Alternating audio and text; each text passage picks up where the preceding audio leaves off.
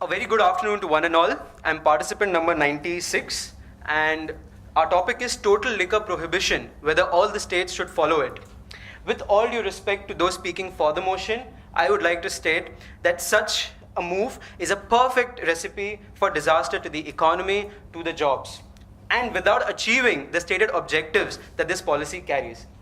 Number one and the most important reason, a ban on liquor prohibition just doesn't work. I mean, ask any relative or friend that you have in Gujarat if liquor is available in that state, a state which has historically prohibited liquor.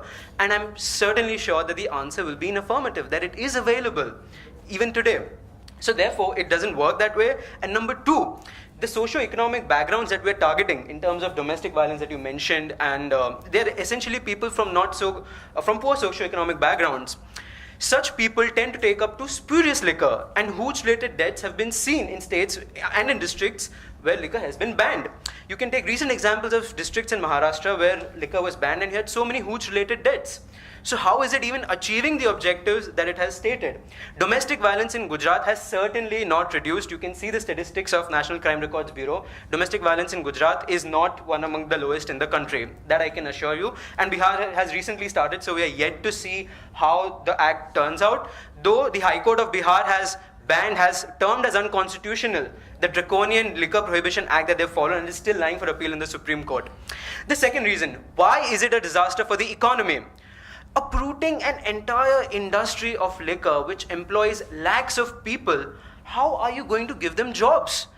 I mean, uprooting an industry has cyclical effects on the entire economy. Number two, tourism industry of our country gets adversely affected. Imagine Goa without liquor. Do you think there will be a Goa without liquor? No, right? And there are states and there are people, let's accept the fact that liquor for international tourists is more like an icebreaker and they look for it on a vacation. Why should we deprive them of that opportunity?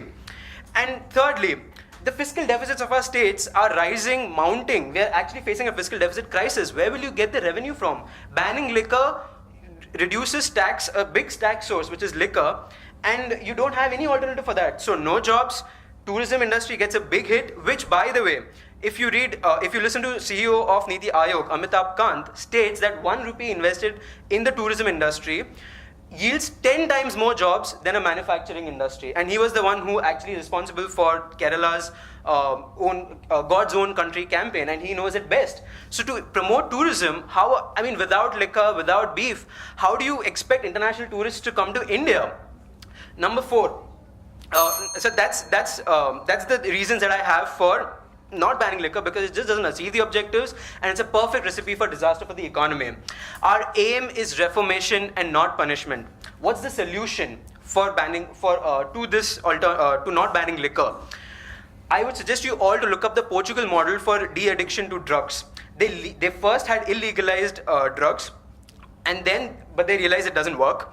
Then they legalized drugs and they introduced a model where a panel of people refer to that person who is addicted to the drugs, and they have counselors and other people who help that person come out of it.